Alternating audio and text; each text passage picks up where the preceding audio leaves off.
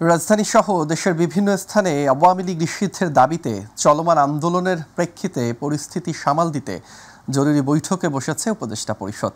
রাত ৮টার দিকে বৈঠকটি শুরু হয়। এর আগে প্রধান উপদেষ্টার প্রেস সচিব শফিকুল আলম জানান, আওয়ামী লীগ নিষিদ্ধের বিষয়ে সরকার বিবৃতি দিয়েছে। দলটিকে নিষিদ্ধের বিষয়ে আলোচনা করতেই এই জরুরি বৈঠক।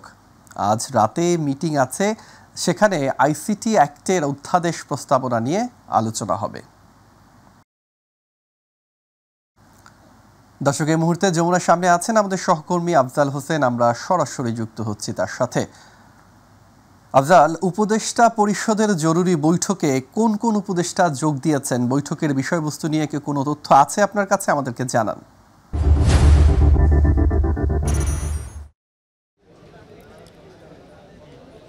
হাফিজ, আপনাকে ধন্যবাদ। আমি এই মুহূর্তে আছি প্রধান উপদেষ্টার বাসভবন যমুনার সামনে। এখানে সকল প্রিন্ট এবং ইলেকট্রনিক মিডিয়ার সাংবাদিকরা জড়ো হয়েছেন, কারণ ভেতরে প্রধান উপদেষ্টার বাসভবনের ভেতরে রাত ৮টা থেকে একটানা বৈঠক চলছে। সঙ্গে যোগ দিয়েছেন বিভিন্ন উপদেষ্টা। তারা আজকে জরুরি বৈঠক ডেকেছেন, কারণ আপনি জানেন শাহবাগে 2 দিন ধরে আন্দোলন চলছে আওয়ামী লীগ নিষিদ্ধের দাবিতে। সেই দাবিতে যত সময় যাচ্ছে সেই দাবি আরও জোরালো হচ্ছে এবং সেখানে মানুষ সমাগম বাড়ছে। ইতিমধ্যে তারা ঘোষণা দিয়েছে শাহবাগ থেকে আরেকটু সরে এসে হোটেল ইন্টারকন্টিনেন্টালের সামনে জমায়েত হবে। ইতিমধ্যে আমরা জেনেছি সেখানে তারা জমায়েত হয়েছে এবং তারা এটাও শোনা যাচ্ছে যে মার্চ টু যমুনা ঘোষণা দিয়েছে। যদি এরকম পরিস্থিতি হয় তাহলে স্বাভাবিকভাবে টান উত্তেজনা বিরাজ করছে। এজন্য ইতিমধ্যে যমুনাতে মিটিং চলছে, কি পরবর্তীতে কী ধরনের সিদ্ধান্ত নেওয়া যায়। এবং আপনি দেখছেন যে যমুনার সামনে এবং চারপাশে নিরাপত্তা ব্যবস্থা ব্যাপকভাবে বাড়ানো হয়েছে। আপনি দেখছেন এখানে কয়েক স্তরের নিরাপত্তা ব্যবস্থা। এখানে প্রায় সবগুলো আইন শৃঙ্খলা রক্ষাকারী বাহিনী, পুলিশ, এবিপিএন, এছাড়াও র্যাব, সেনা সদস্য সহ সাদা পোশাকে বিভিন্ন রকম গোয়েন্দা সংস্থার সদস্যরা আছেন। তারা এখানে নিরাপত্তা নিশ্চিত করার জন্য সর্বোচ্চ চেষ্টা করে যাচ্ছেন। এছাড়া রিজার্ভ ফোর্স রয়েছে। সব মিলিয়ে আন্দোলন কোন দিকে মোড় নেয়, মিটিং শেষে কী ধরনের সিদ্ধান্ত আসে সে বিষয়ে একটু টান উত্তেজনা চলছেই। আমরা এখানে অপেক্ষা করছি সন্ধ্যার থেকেই। আমরা এখনও নিশ্চিত নই বৈঠকে কী ধরনের সিদ্ধান্ত আসতে পারে। তবে সিদ্ধান্ত যাই আসুক, সেটা স্বাভাবিকভাবেই তারা দেশের জন্য, দেশের মানুষের জন্য, দেশের কল্যাণের জন্য করবেন, এমনটাই সবার প্রত্যাশা। তারপরে যতক্ষণ পর্যন্ত সিদ্ধান্ত না হয়, যতক্ষণ পর্যন্ত শেষে তারা প্রেস ব্রিফিং না করেন, ততক্ষণ পর্যন্ত আমরা নিশ্চিত করে বলতে পারছি না। তবে অবশ্যই সঠিক সময় আমরা জানানোর চেষ্টা করব। তবে এখন পর্যন্ত যমুনা এবং হোটেল ইন্টারকন্টিনেন্টালের যে দূরত্ব আপনি নিশ্চয় জানেন, এটা খুব বেশি নয়। তাই যে কোনো মুহূর্তে উত্তেজনাকর পরিস্থিতি যে হতে পারে সেটা ধারণা করা যাচ্ছে। এজন্যই এত সিকিউরিটির প্রস্তুতি নেওয়া হয়েছে। এছাড়া আমরা জেনেছি, আপনি জানেন যে বিগত 17 বছর আওয়ামী লীগ সরকারের সময়ে যে সকল হত্যা, গুম, মামলা, মিথ্যা মামলা হয়েছে, এর বিরুদ্ধে জনগণ যে ফুঁসে উঠেছিল 24 জুলাই বিপ্লবের সময়ে, এরপর থেকেই বিভিন্ন সময়ে দাবি করা হয়েছিল আওয়ামী লীগকে যেন নিষিদ্ধ করা হয়। এই দাবি যত দিন যাচ্ছে তত জোরালো হচ্ছে এবং আপনি জানেন বিগত 2 দিন যাবত এই দাবিটা অনেক বেশি জোরালো হয়েছে। ইতিমধ্যে এই শাহবাগের যে ছাত্র আন্দোলনটা শুরু হয়েছিল 2 দিন আগে, আওয়ামী লীগ নিষিদ্ধের দাবিতে এখানে বিভিন্ন রাজনৈতিক দল যোগ দিয়েছে। এবং আপনাকে জানিয়ে রাখি, আজকে চট্টগ্রামে বিএনপির যে সমাবেশটি ছিল সেখানে দলটির মহাসচিব মির্জা ফখরুল ইসলাম আলমগীরও জানিয়ে দিয়েছেন আওয়ামী লীগ নিষিদ্ধের ব্যাপারে জনগণের সিদ্ধান্তই চূড়ান্ত। সুতরাং ধারণা এবং ইন্টারকন্টিনেন্টাল যে মিছিলটি হচ্ছে ছাত্রদের, সেখানে বড় একটি মিছিল নিয়ে ইতিমধ্যে যোগ দিয়েছে জামাত ইসলামী, এরকম আমরা শুনেছি। সব মিলিয়ে ফ্যাসিবাদ বিরোধী যতগুলো দল আছে তারা ইতিমধ্যে গ্রিন সিগন্যাল দিয়েছে আওয়ামী লীগকে নিষিদ্ধ করার ব্যাপারে। এই জন্যে একটা গুরুত্বপূর্ণ সিদ্ধান্ত আমরা ধারণা করছি। উপদেষ্টা পরিষদের যে বৈঠকটা চলছে এখন, অতি জরুরি একটা বৈঠক। এই বৈঠক শেষে একটা গুরুত্বপূর্ণ সিদ্ধান্ত আসতে পারে বলে আমরা মনে করছি, আমরা আশা করছি। এখন এজন্য আমাদের অবশ্যই মিটিং শেষ হওয়া পর্যন্ত আমাদের অপেক্ষা করতে হবে। তবে ছাত্ররা এবার নাছোড়বান্দা, ছাত্ররা চেষ্টা করছেন আন্দোলনটাকে আরও বেশি বেগবান করতে। তারা এবার বারবার ঘোষণা দিচ্ছেন তারা কোনোভাবেই এবার আন্দোলনে আওয়ামী লীগকে ঘোষণা না করে ঘরে ফিরবেন না, মাঠ ছেড়ে ঘরে ফিরবেন না। তারা তাদের সাথে যোগ দিয়েছে বিভিন্ন রাজনৈতিক ব্যক্তিত্ব, সামাজিক ব্যক্তিত্ব। তো আমরা চেষ্টা করব সব পরিস্থিতি আপনাদেরকে জানাতে। হাফিজ। আফজাল, আপনাকে ধন্যবাদ। দর্শক, আমাদের সাথে যুক্ত হয়েছিলেন আমাদের সহকর্মী আফজাল, প্রধানমন্ত্রীর অন্তর্বর্তী সরকারের প্রধান উপদেষ্টার বাসভবন যমুনার সামনে থেকে। চলে যাচ্ছি পরবর্তী সংবাদে। পরবর্তী নির্দেশনা না দেয়া পর্যন্ত সচিবালয়ে প্রধান উপদেষ্টার বাসভবন ও পার্শ্ববর্তী এলাকায় সভা সমাবেশ, গণজমায়েত, মিছিল ও শোভাযাত্রা নিষিদ্ধ করেছে ঢাকা মহানগর পুলিশ ডিএমপি। দুপুরে ডিএমপি কমিশনার শেখ মোহাম্মদ সাজ্জাদ আলী স্বাক্ষরিত এক গণবিজ্ঞপ্তিতে এই তথ্য জানানো হয়েছে। বিজ্ঞপ্তিতে বলা হয়েছে, জনশৃঙ্খলা এবং প্রধান উপদেষ্টা নিরাপত্তা রক্ষার স্বার্থে বাংলাদেশ সচিবালয় এবং প্রধান উপদেষ্টার সরকারি বাসভবন যমুনা ও পার্শ্ববর্তী এলাকা, হোটেল ইন্টারকন্টিনেন্টাল মোড়, কাকরাইল মসজিদ মোড়, অফিসার্স ক্লাব মোড়, মিন্টু রোডে যে কোনো প্রকার সভা সমাবেশ, গণজমায়েত, মিছিল ও শোভাযাত্রা নিষিদ্ধ করা হলো। আজ থেকে পরবর্তী নির্দেশ না দেয়া পর্যন্ত এই আদেশ বহাল থাকবে।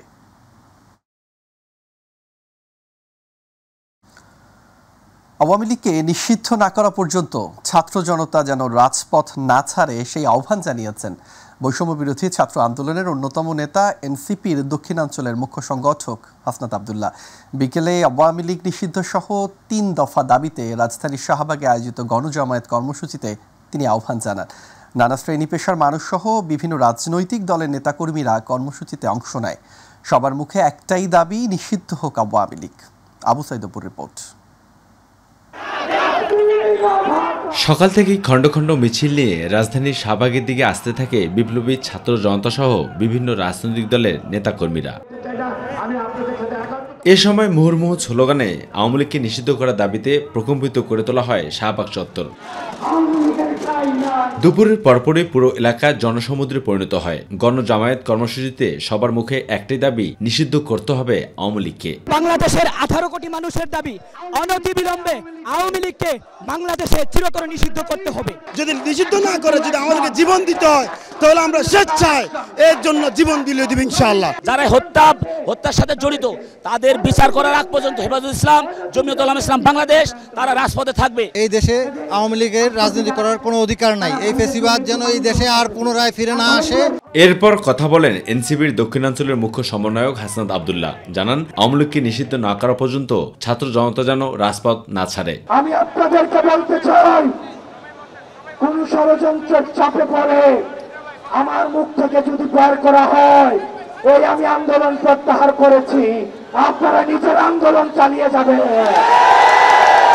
আওয়ামী লীগ নিষিদ্ধের ব্যাপারে দ্রুত সিদ্ধান্ত নেওয়া না হলে 5 আগস্টের মতো ভয়াবহ পরিণতি হবে বলেও হুঁশিয়ারি দেন হাসনাত আবদুল্লাহ। এটা নির্দিষ্ট কোনো রাজনৈতিক দলের আন্দোলন নয়, এটা হচ্ছে ফ্যাসিবাদ বিরোধী জাতীয় ঐক্যের একটি আন্দোলন। বাংলাদেশ আজকে 2 ভাগে বিভক্ত। এক হচ্ছে বাংলাদেশ পন্থী, আরেক হচ্ছে ফ্যাসিবাদ পন্থী। আলোচনা কিংবা সমালোচনা যেটাই হোক না কেন, আওয়ামী লীগের রাজনীতি নিষিদ্ধ করতে হবে। আর সেই দাবিতে শাহবাগে অবস্থান নিয়েছে ছাত্র জনতা। তাদের দাবি একটাই, যতক্ষণ পর্যন্ত আওয়ামী লীগের রাজনীতি নিষিদ্ধ করা না হবে ততক্ষণ পর্যন্ত তারা এই রাজপথ ছাড়বে না। তবে আওয়ামী লীগের রাজনীতি নিষিদ্ধ হবে কিনা সেটি হয়তো সময় বলে দিবে। শাহবাগ থেকে আবু সাইদপুর, মাই টিভি, ঢাকা। নাহিদ আসিফ মাহফুজ অন্তর্বর্তী সরকারের থেকে আওয়ামী লীগ নিষিদ্ধের জন্য কোনো ধরনের ব্যবস্থা করেনি বলে জানিয়েছেন গণ অধিকার পরিষদের সভাপতি নুরুল হক নূর। দুপুরে আওয়ামী লীগ নিষিদ্ধের দাবিতে বিক্ষোভ মিছিলে তিনি কথা বলেন। আর দলের সাধারণ সম্পাদক রাশেদ খান বলেন, জাতীয় সংলাপ আহ্বান করে জাতীয় ঐক্যের মাধ্যমে আওয়ামী লীগকে নিষিদ্ধ করতে হবে। শিমুল খানের রিপোর্ট।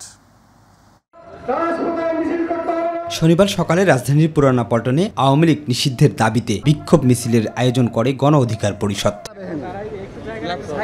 এ সময় সরকার আওয়ামী লীগকে পুনর্বাসন করছে, আবার বিচারের নামে তামাশা করছে বলে মন্তব্য করেন গণ অধিকার পরিষদের সাধারণ সম্পাদক রাশেদ খান। আওয়ামী লীগকে নিষিদ্ধ করুন, কিন্তু আপনারা রাজনৈতিক ঐক্যমত তৈরি করার কোনো পদক্ষেপ এখনো পর্যন্ত গ্রহণ করেন নাই। গতকাল আমরা বলেছি 48 ঘন্টার মধ্যে জাতীয় সংলাপ ডেকে আওয়ামী লীগকে নিষিদ্ধ করার সমস্ত পদক্ষেপ গ্রহণ করতে হবে। পরে দলের সভাপতি নুরুল হক নূর বলেন, অন্তর্বর্তী সরকারকে আর কোনো সুযোগ দেওয়া হবে না। ফ্যাসিবাদী আওয়ামী লীগকে নিষিদ্ধ করার প্রশ্নে কোনো আপোষও হবে না। নাহিদকে আমরা জিজ্ঞেস করতে চাই, 7 মাস নাহিদ সরকারের থেকে কেন এই আওয়ামী লীগ নিষিদ্ধের দাবিতে পদক্ষেপ নিল? ফ্যাসিবাদকে চিরতরে নির্মূল করে নতুন রাজনৈতিক বন্দোবস্ত প্রতিষ্ঠা করা। আপনি প্রধান উপদেষ্টা, প্রথম সিদ্ধান্ত ফ্যাসিবাদকে নিষিদ্ধ করুন। জাতীয় সংলাপের উদ্যোগকে গণ অধিকার পরিষদ ইতিবাচক হিসেবে দেখছে মন্তব্য করে নেতারা বলেন, আওয়ামী লীগকে নিষিদ্ধ না করলে আন্দোলন আরও জোরালো হবে। শিমুল খান, মাই টিভি, ঢাকা। বাংলাদেশকে কেউ যেন তাবেদার রাষ্ট্র না বানাতে পারে সেই ব্যাপারে দেশের মানুষকে ঐক্যবদ্ধ থাকতে হবে বলে মন্তব্য করেছেন বিএনপির ভারপ্রাপ্ত চেয়ারম্যান তারেক রহমান। বিকেলে বৌদ্ধ পূর্ণিমা উপলক্ষে বৌদ্ধ ধর্মাবলম্বীদের সাথে বিএনপির শুভেচ্ছা বিনিময় অনুষ্ঠানে ভার্চুয়ালি যুক্ত হয়ে তিনি কথা বলেন। এ সময় সংবিধান লঙ্ঘনের সঙ্গে জড়িতদের বিচারের আওতায় আনারও দাবি জানান তারেক রহমান। ইউসুফ আলীর রিপোর্ট। বৌদ্ধ পূর্ণিমা উপলক্ষে বৌদ্ধ সম্প্রদায়ের সাথে গুলশানের চেয়ারপারসনের কার্যালয়ে শুভেচ্ছা বিনিময়ের আয়োজন করে বিএনপি। অনুষ্ঠানে দেশবাসীকে বৌদ্ধ পূর্ণিমার শুভেচ্ছা জানিয়ে বিএনপির ভারপ্রাপ্ত চেয়ারম্যান তারেক রহমান বলেন, জাতি, ধর্ম ও বর্ণ নির্বিশেষে সকলের সমান অবস্থান নিশ্চিত করতে হবে। সব ধর্মের, সব মতের মানুষ আমরা যাতে সবাই একসঙ্গে মিলেমিশে একটি গণতান্ত্রিক রাষ্ট্র ও সরকার প্রতিষ্ঠা করতে পারি, এজন্যই রাষ্ট্র ও রাজনীতিতে গণতন্ত্র, গণতান্ত্রিক রীতি পদ্ধতি চর্চা এবং বাস্তবায়ন প্রয়োজন। তিনি বলেন, আওয়ামী লীগ রাজনৈতিক স্বার্থ উদ্ধারের জন্য ধর্মীয় জনগোষ্ঠীকে ব্যবহার করেছে।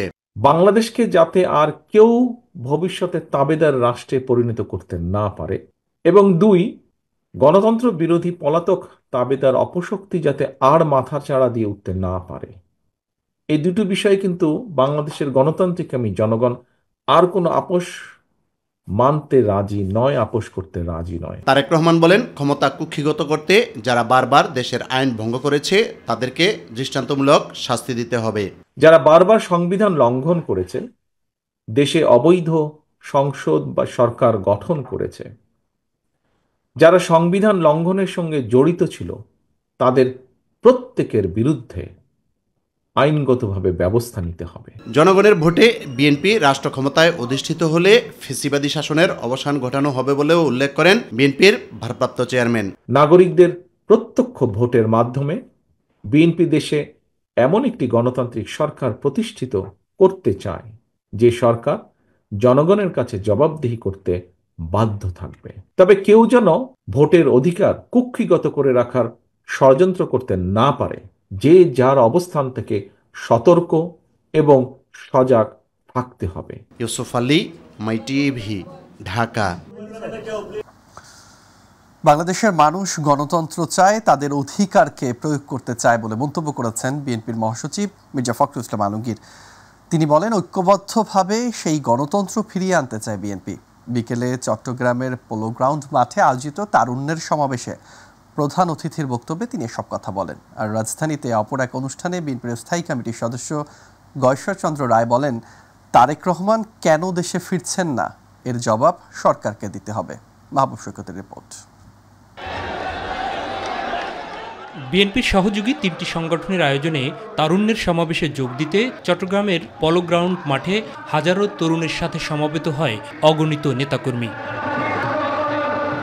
চট্টগ্রাম নগরী এবং পার্শ্ববর্তী জেলা উপজেলা থেকে আগত অংশগ্রহণকারীদের উদ্দেশ্যে প্রধান অতিথির বক্তব্যে সমৃদ্ধ বাংলাদেশ গড়ে তুলতে তরুণদের ভূমিকা রাখার আহ্বান জানান বিএনপি মহাসচিব। যে তরুণরা আপনারা জেগে উঠেছেন, আপনারাই পরাজিত করেছেন ফ্যাসিস্টকে, আপনারাই তাড়িয়েছেন তাকে দেশের বাইরে। সেই তরুণরা আবার জেগে উঠুন, আপনার অধিকার আপনারা জোর করে কেড়ে নিন বন্ধুগণ। মানুষের গণতান্ত্রিক অধিকার ফিরিয়ে আনতে বিএনপি সংগ্রাম অব্যাহত রেখেছে বলেও জানান মির্জা ফখরুল ইসলাম আলমগীর। আমরা বাংলাদেশের 18 কোটি মানুষ এই আওয়ামী লীগকে দেখতে চাই না। হাসিনা পালিয়েছে, তাই না? কিন্তু তার প্রেতাত্মারা এখনো আছে, তারা এখনো ষড়যন্ত্র করছে আমাদের এই দেশকে একটি গণতান্ত্রিক ব্যবস্থা ফিরিয়ে নিয়ে যেতে। তারা ঠিক সঠিকভাবে সেই কাজটা এখনো করতে পারছেন না। এদিকে রাজধানীতে জাতীয় প্রেস ক্লাবে 12 দলীয় জোটের এক আলোচনা সভায় রাজনৈতিক দল নিষিদ্ধের দাবির ব্যাপারে দৃষ্টিভঙ্গি তুলে ধরেন বিএনপির স্থায়ী কমিটির সদস্য গয়েশ্বরচন্দ্র রায়। কখনো কোনো রাজনৈতিক দল নিষিদ্ধকরণের মধ্যে রাজনৈতিক সমস্যার সমাধান হয় না। আপনি যদি একটা ন্যায়ভিত্তিক সমাজ, রাষ্ট্র বিচার বিভাগের স্বাধীনতাকে নিশ্চিত করতে পারেন, আইনের শাসনটাকে বলবৎ করতে পারেন, তাহলে কোন দল কখন নিষিদ্ধ হবে সেটা জনগণের মন্তব্যে লেখা হয়ে যাবে। মাহবুব সৈকত, মাই টিভি, ঢাকা। বাংলাদেশ জামায়াত ইসলামীর কেন্দ্রীয় নায়েবে আমির ডাক্তার সৈয়দ আব্দুল্লাহ মোহাম্মদ তাহের বলেছেন, খুন, গুম, চাঁদাবাজি, দখলবাজি, মানুষ হত্যা করে এদেশে ফ্যাসিবাদের রাজত্ব কায়েম করেছিল শেখ হাসিনা। ছাত্র জনতার অভ্যুত্থানে ফ্যাসিবাদের পতনের পর নতুন করে চাঁদাবাজি শুরু হয়েছে। তাদের বিরুদ্ধে রুখে দাঁড়াতে হবে। জামায়াত ইসলামী ক্ষমতায় গেলে বাংলাদেশের স্বাধীনতার সার্বভৌমত্বের রক্ষায় সর্বোচ্চ কাজ করবে। কঠোর হস্তে সব অনিয়ম প্রতিহত করা হবে। সাতক্ষীরায় কালীগঞ্জে উপজেলা জামায়াতের কর্মী সম্মেলনে প্রধান অতিথির বক্তব্যে এসব কথা বলেন তিনি।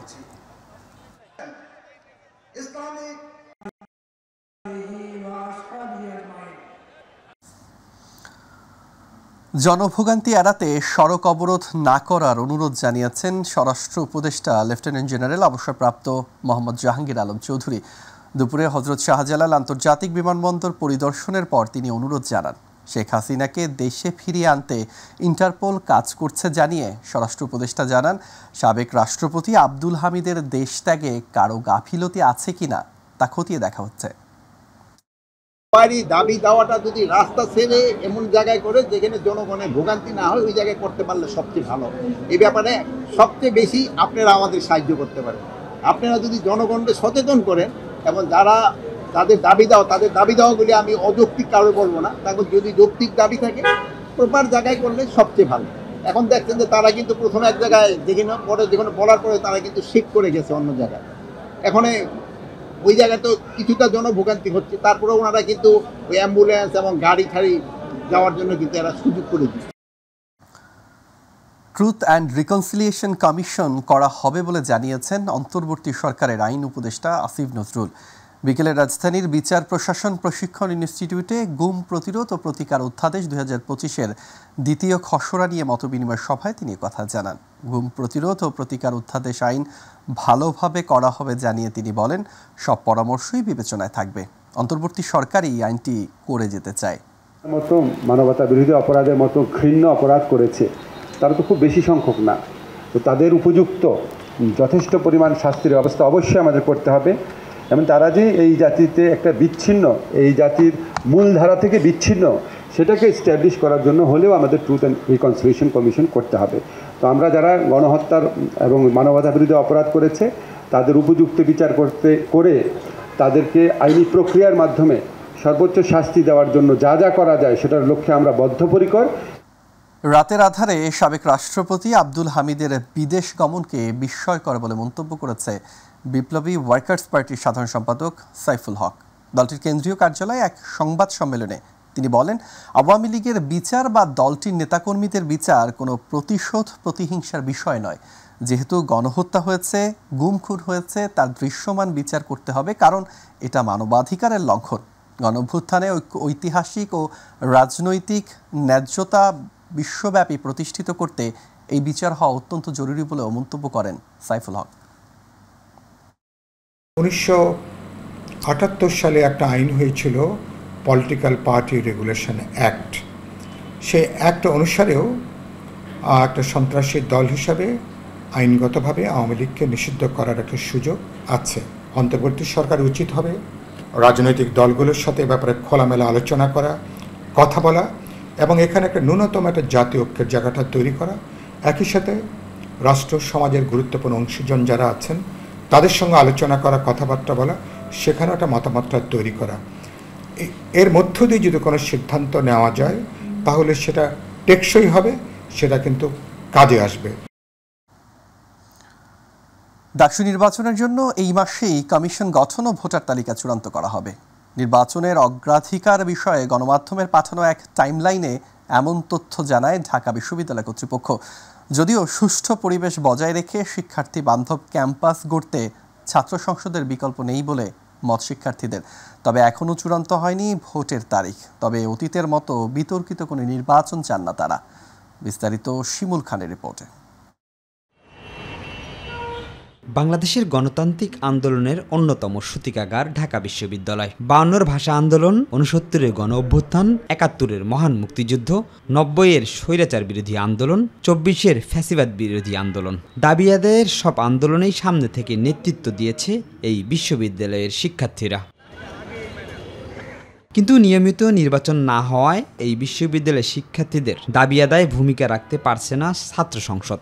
স্টুডেন্টরা যারা আছি আমরা বর্তমানে, তাদের সবার একটা কাম্য যে আমরা একটা নির্বাচনের মাধ্যমে সঠিক প্রার্থীদেরকে খুঁজে পাবো বা আমাদের ক্যাম্পাসের একটা সুষ্ঠু পরিবেশ বজায় থাকবে, সেই হিসাবে আমরা অতি সত্বর একটা সুষ্ঠু নির্বাচন চাচ্ছি। গেল 15 বছরে ছাত্রলীগের দখলদারিত্ব মুক্ত হয়ে 5 আগস্ট পরবর্তী সময় সহ অবস্থান বিরাজ করছে ছাত্র সংগঠনগুলোর মধ্যে। তাই ছাত্র সংসদ নির্বাচনের দাবি ওঠে জোরে সোরে। যদিও এখনই ডাকসু নির্বাচনের উপযুক্ত সময় কিনা তা নিয়ে ক্রিয়াশীল ছাত্র সংগঠনগুলোর মধ্যে মতপার্থক্য রয়েছে। 2019 সালে ডাকসু নির্বাচন হয়েছিল এবং সেই নির্বাচনে আমাদের যে আকাঙ্ক্ষা ছিল, শিক্ষার্থীদের যে প্রতিনিধিত্ব আসার কথা ছিল, আমাদের যে ভোটের অধিকার থাকার কথা ছিল, সেটা আমরা পাইনি এবং শিক্ষার্থীদের স্বপ্নভঙ্গ হয়েছে।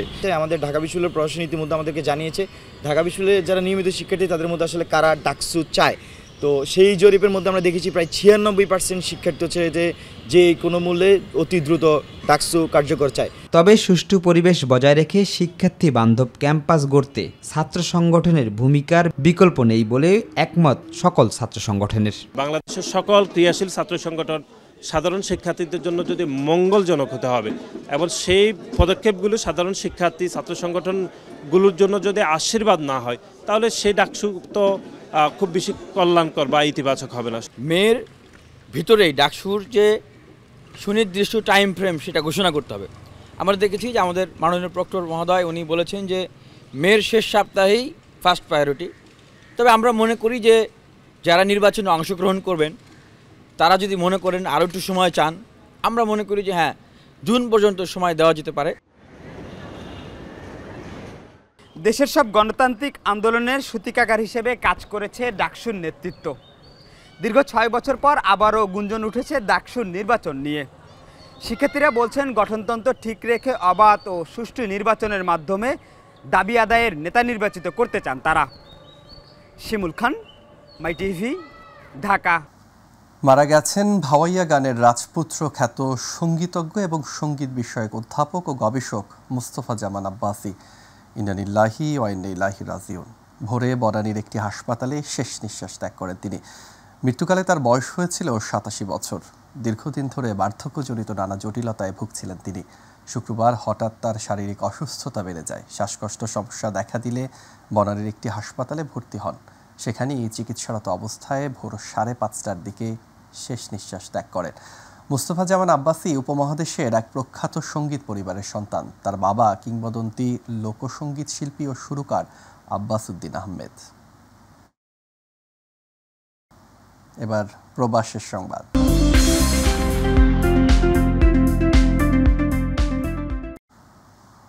ওমানস্থ বাংলাদেশ সোশ্যাল ক্লাবের উদ্যোগে আল সোয়াদিয়া ওয়াটার পার্কে জমকালো বৈশাখী মেলা অনুষ্ঠিত হয়েছে। অনুষ্ঠানে সভাপতিত্ব করেন সোশ্যাল ক্লাবের চেয়ারম্যান সিরাজুল হক। অনুষ্ঠানে প্রধান অতিথি ছিলেন ওমানস্থ বাংলাদেশ দূতাবাসের রাষ্ট্রদূত রিয়ার অ্যাডমিরাল খন্দকার মিসবাউল আজিম। অনুষ্ঠানে আরও উপস্থিত ছিলেন দূতাবাসের লেবার কাউন্সিল জনাব রফিকুল্লাহ। অনুষ্ঠানে উপস্থাপনা করেছেন ডাক্তার জান্নাতুল নাইম জুই। আরও উপস্থিত ছিলেন সোশ্যাল ক্লাবের সাধারণ সম্পাদক MN আমিন, ক্লাবের ভাইস চেয়ারম্যান রেজাউল করিম। আর উপস্থিত ছিলেন সহসভাপতি জনাব আজিমুল হক বাবুল। আর উপস্থিত হয়েছে ওমানের বিভিন্ন অঞ্চল থেকে আগত বাংলাদেশি প্রবাসীরা।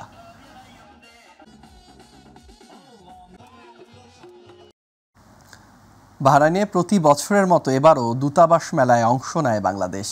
মেলার উদ্বোধন করেন জাতীয় আর্টস কাউন্সিল প্রেসিডেন্টের সহধর্মিণী শাইখা লুলুয়া বিনতে খলিফা। রাষ্ট্রদূত মোহাম্মদ রইস হাসান সারোয়ার, NDCর সহধর্মিণী মিসেস দিলরুবা আক্তার ও অন্যান্য কর্মকর্তাদের সহধর্মিণীগণ বাংলাদেশ স্টল পরিচালনায় অংশ নেন। প্রতিনিধি সাইফুল ইসলাম সাইফ জানান, সকালে শুরু হওয়া মেলায় বাহরাইন রাজপরিবার, বিদেশি কূটনীতিক ও তাদের পরিবাররা অংশ নেন। বাংলাদেশি হস্তশিল্প, নকশি কাঁথা, পাটজাত পণ্য ও তৈরি পোশাক বিদেশিদের দারুণ আগ্রহ করে। রাষ্ট্রদূত বলেন, এই ধরনের আয়োজন মানবিক কূটনীতিতে বাংলাদেশের অবস্থানকে আরও সুদৃঢ় করে। চলতি বছরের হজে শতভাগ সাফল্যের লক্ষ্যে ১,৩৮৮ জনের ভিসা সম্পন্ন করেছে তাকওয়া হজ গ্রুপ। হাজিদের সেবায় বিগত ৩৩ বছর ধরে শতভাগ সাফল্য ও বিশ্বস্ততার সঙ্গে পবিত্র হজ ও ওমরা সেবা দিয়ে আসছে প্রতিষ্ঠানটি।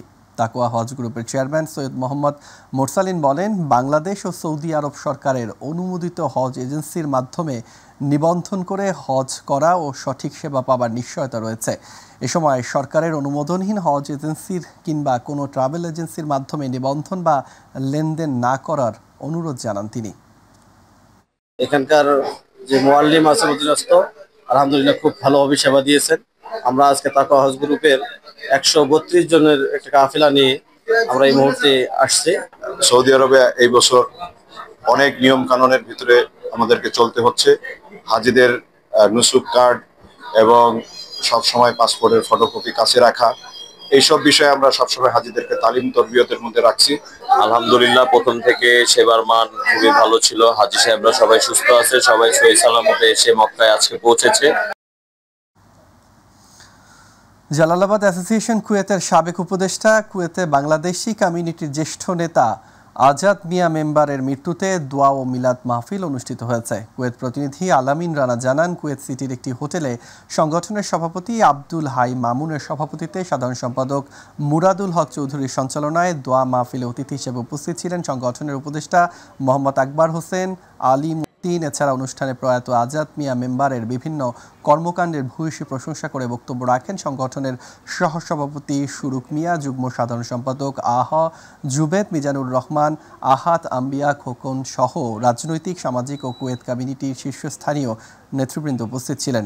সবশেষ মরহুমার বিদেহী আত্মার মাগফিরাত কামনায় মোনাজাত করেন মাওলানা কাউসার আহমেদ সেলিম।